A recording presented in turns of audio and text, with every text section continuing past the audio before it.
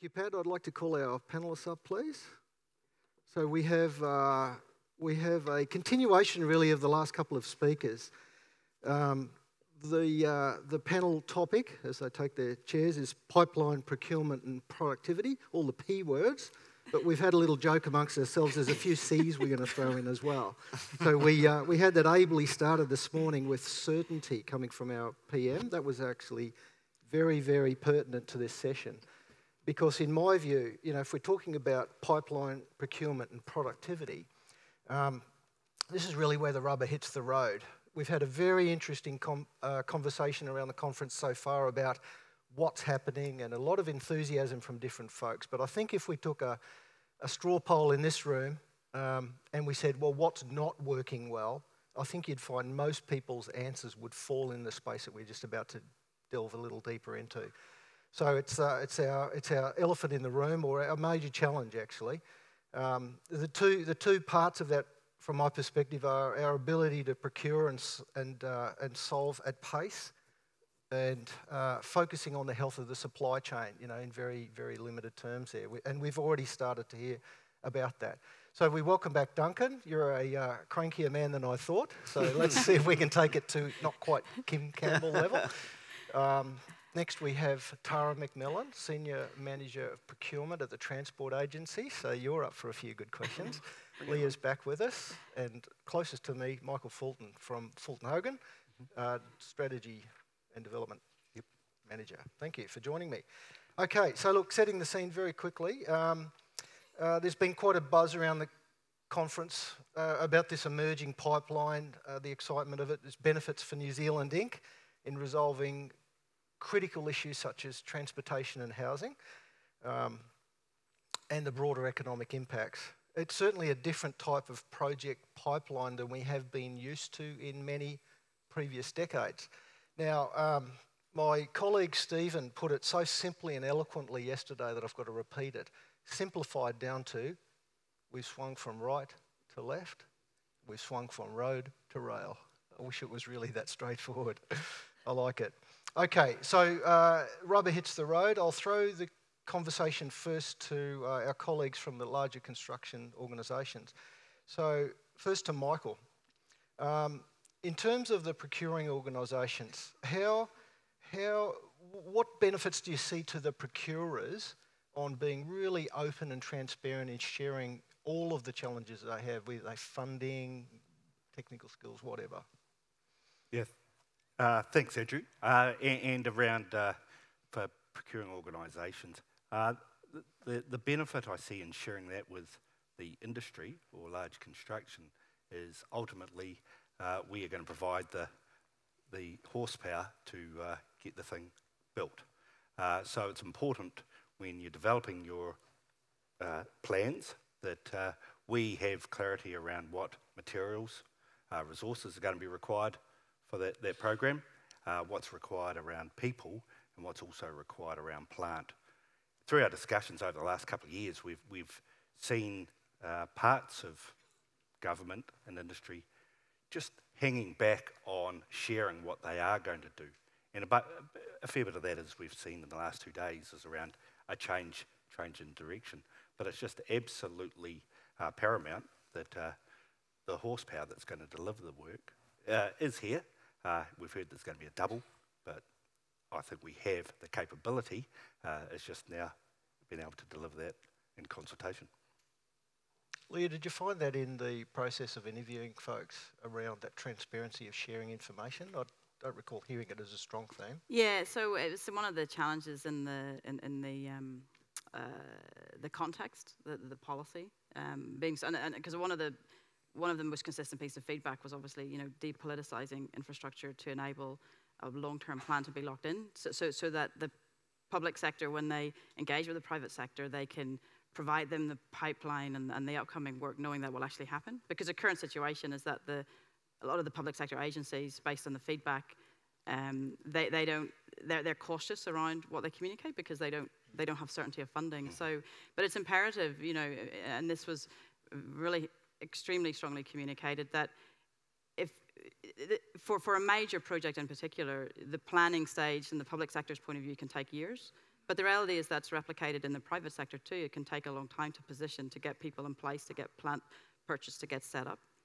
So two things is that if you don't know certainly what's coming up, you won't invest. And the second thing is that even if suddenly you are told what's coming up, you might not have time to prepare well. And then you're paying inflated costs to get that very quickly. Very good, thank you. Now, Duncan, I'm sure you touched on this in your earlier talk, but you know, what from a downer perspective is that direct link between procurement and productivity, and how is that relate to the way we do work at the moment? Thank you. Well, I think I talked a little bit about that in terms of, you know, my great little example of potholes, and I think it's the perverse outcomes that we sometimes see in contracts, where and admittedly sometimes you're balancing the social needs, the client, the customer's requirements, the system versus the productivity, and it's about balancing that. So I guess we see clients becoming more interested in that conversation, but we also see some people just, well, they're not interested and really stuck in traditional ways of doing things. And if it's a problem, it's your problem. And I guess the thing we're talking about in this whole 2 days is it's not your or my problem, it's our problem. Because if I'm inefficient, I'm wasting your money. And I think a classic one that probably it seems kind of oxymoronic for some people is the asphalt industry in New Zealand. There are 2 plants in Auckland that could cover the whole of New Zealand in their requirements. There are 4 plants in Hamilton. So we kind of go, well, how does this work? And it's just about capital investment. Any of the financiers in the room will completely understand that those assets have got to be paid back. They've got life cycles. And so the unit cost that comes out of each of those plants is higher than it needs to be. We all pay for that. What's the value to New Zealand Inc.? That means we need a courageous conversation around the fact we might only have 1 plant in each town rather than enough literally in Auckland to do the whole country. Sure. Like code sharing with airlines. Interesting point about how many plants there are, but how many different owners are there? Well, I think the ones in Hamilton, that's 4 different owners. Is that right? And because you've got people that want the plants there. There's also technological restraints around how the market or the purchaser sees different products that might make that, you know, warm asphalt, cold asphalt versus what we're used to seeing. And if we look at emulsions as an issue in the industry, and the carbon footprint of using old-fashioned cutback bitumen, you know, there's a classic case of where the country needs to be having that conversation, not the poor guy who's the roading engineer down in Southland. It's not his fault that everyone's prescribed the way he has to do it. Right. Duncan, you speak very fluent bitumen for an architect. I masquerade quite well as an engineer. Yeah, I'm worried I'm almost going to ask Tara if she's an architect. I'm starting to feel worried. Let me at it. Just to change the topic a little bit here and to put some historical context to it, for the last several years, and Leah did touch on this, the Infrastructure New Zealand and its precursor organisations has been surveying the sector every year. And typically the organisations you named, Leah, come out top of the pops. And top of the pops every year has been the Transport Agency. So my question now to Tara, from an insider's perspective, what has enabled the Transport Agency to consistently be in that space, from your perspective? I think so. So first of all, it's really important that surveys like this and research like this gets done. It's critical for us to get that feedback so that we can continue to, I guess, build on what's good, change what needs to be fixed, and also look at opportunities for improvement. When we reflect on kind of where the Transport Agency has come from, Leah referred to a perfect storm, but I think we've been in our own perfect storm, and I refer to an extended period of time where we've had quite a consistent program in terms of size, shape, scale. We've also had the funding certainty as part of our funding model. So what that allows us to do is, again, that word certainty. It's to give a really, really clear pipeline of activities that we're committing to over an extended period of time. So we give typically a 3-year horizon of all of the major infrastructure projects that we've got. But it's not just about sharing that. It's actually about the delivery model and our ability internally to be able to stick to that program. So it's all well and good to put a program out, but if you continue to change it and have to reshape it and reprioritise it and rephase it, that's where the industry comes a little bit unstuck, and and they don't trust and you don't build credibility. So we've certainly worked very hard with our relationships with industry. We've very much seen it as a two-way street. The industry partners out there, it's specifically with our suppliers, the feedback that comes from it allows us to continue to tweak our processes. So I guess that gives us a really good underlying foundation. And then on top of that, we have very robust procurement processes. I know you've heard a lot about risk. We're very, very particular around fitting the right contract delivery model to the major project that we are looking at doing. And the feedback from industry has been kind of 99% of the time we actually get that right. And when we get it wrong, we go back to the drawing board and we do a lot of lessons learned and we change and we pivot and make the necessary changes.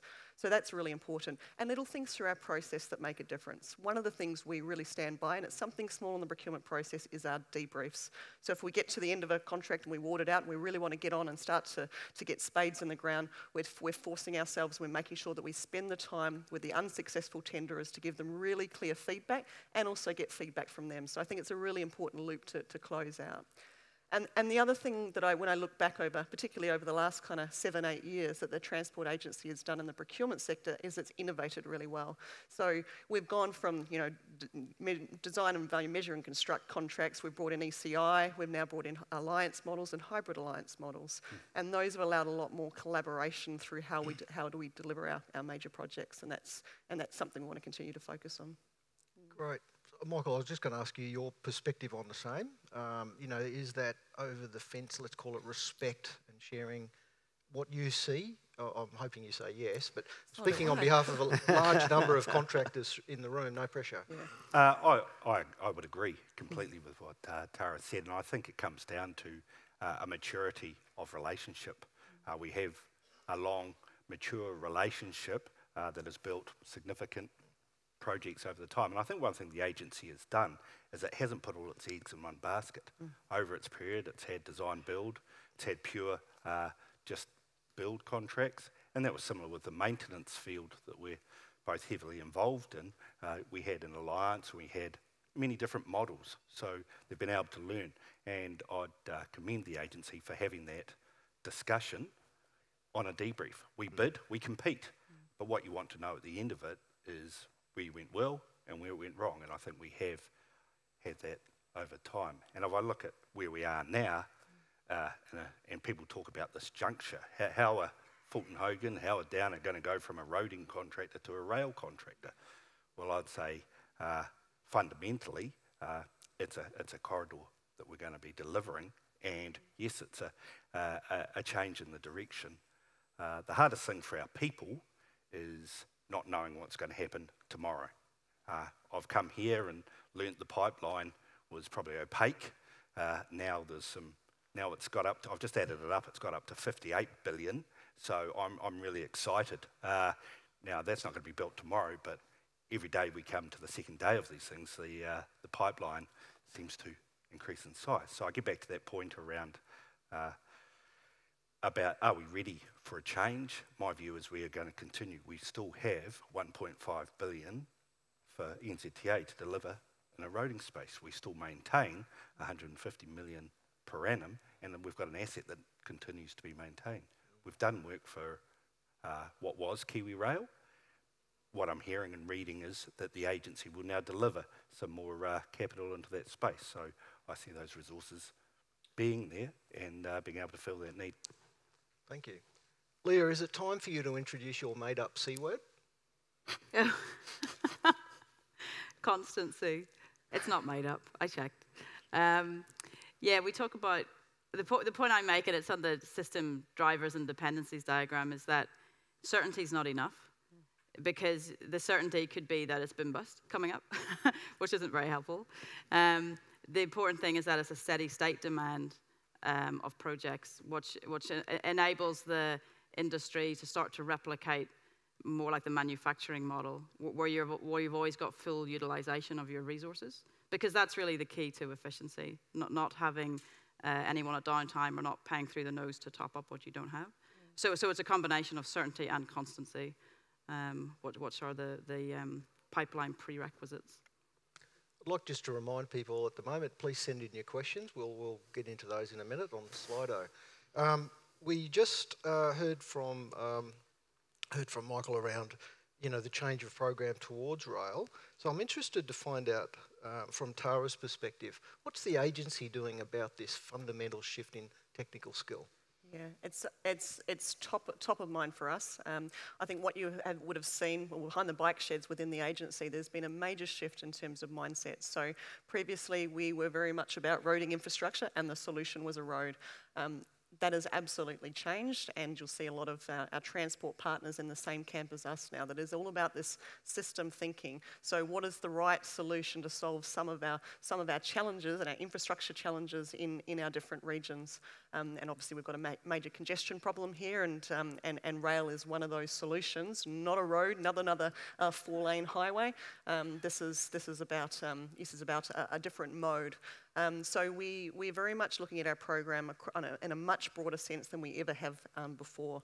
That brings with itself a need to actually change in terms of how we structure ourselves and encourage our industry to think about how they structure and organise themselves to be able to respond accordingly, to be able to take advantage of the opportunities. The government is spending more than it ever has in terms of transport infrastructure as an enabler, but the size, scale and mix and in terms of achieving the government's priorities is completely different. So that means that when I have a look at our procurement pipeline, look at the program that is emerging at the moment, it gets signed off on Monday, and then we'll be coming out around the industry to showcase what that next 3-year pipeline looks like. So watch this space to hear some dates in mid-September, which I know you're all looking forward to. But how that is shaping up is it's a program that's more small to medium size in nature, with the odd kind of big project sprinkled across the top as well. So what does that mean? Well, we've got to get a lot smarter about how we package projects together to more efficiently deliver. And then in terms of constancy, I'll take that word back to the agency. It is going to be really important when you look at the next 10 years of infrastructure build that's required, that we really partner up with our central government and our local government partners to make sure that we are phasing our activities out to market in a really constructive way to smooth the flow. We don't want big activities coming to market all at the same time. We don't get competition. We stretch the resources. We then push industry into a position of having to cherry pick which ones they want to throw their hat in the ring for. So that's what we're doing. So absolutely, we want to be a modern transport agency of the future, and that's what we're working towards. Things like light rail, we are building capability in that area. We are making sure that we are spending the time and pausing to engage with people that have done it before. There are so many lessons learned that have come out of Australia and overseas that we're bringing to the table. We're doing active market engagement at the moment on light rail, and that's proving to be very beneficial in terms of the information that's coming through, and we'll build our capability, and we've got every confidence that we're going to take this opportunity and deliver it well. I'm loving your positivity there, Tara. It's really, very exciting. Really love I it. tell you what, anyone that wants to be in procurement, we're going to be also got some roles going, so come and see me. Anyone who's an architect out there, sick of doing whatever you do, yeah. Look, but before we jump to the slider, one more question for Leah, and it's my C word. I'm going to throw it this time. It's not rude. We had some rude ones, but we're not going to go to a rude one. And it's culture. So, Leah, you gave us a very quick overview of a lot of information. Thank you for that. What you didn't mention was a couple of things. Did you find any really clearly described examples of success? And if you did, was there something in there about culture? Yeah, that's an interesting question. I mean, I can definitely cite examples of what are really fantastic procurement practices and approaches.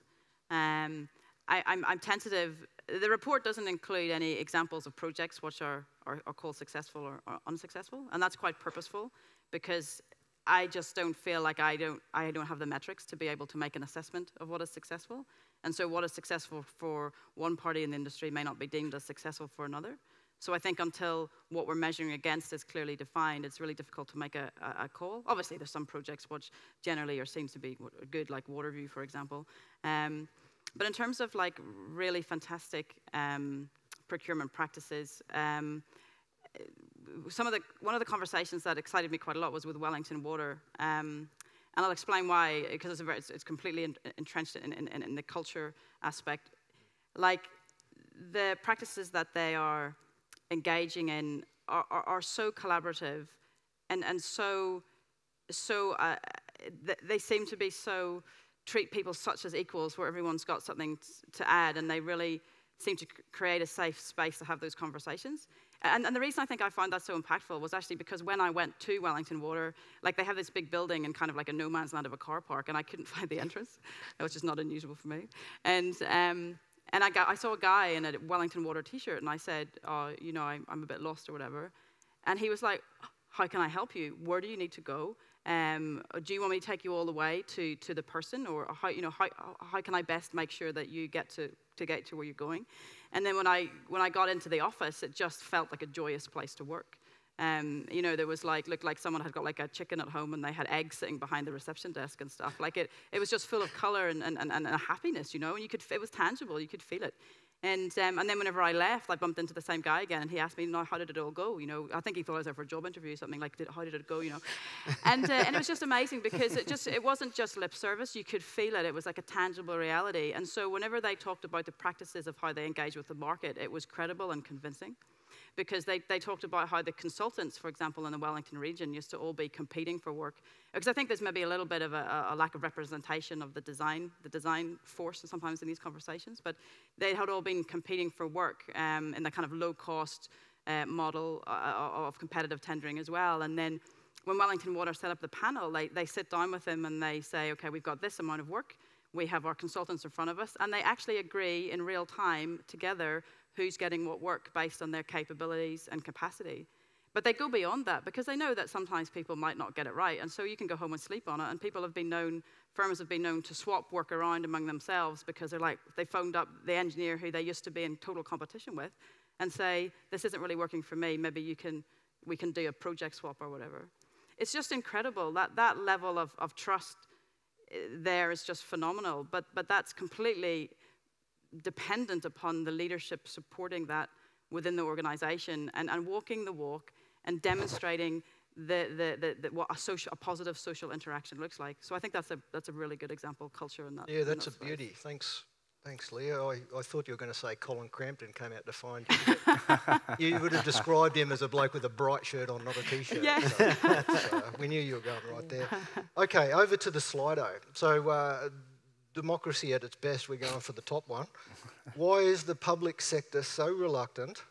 Okay, Tara, get your face on.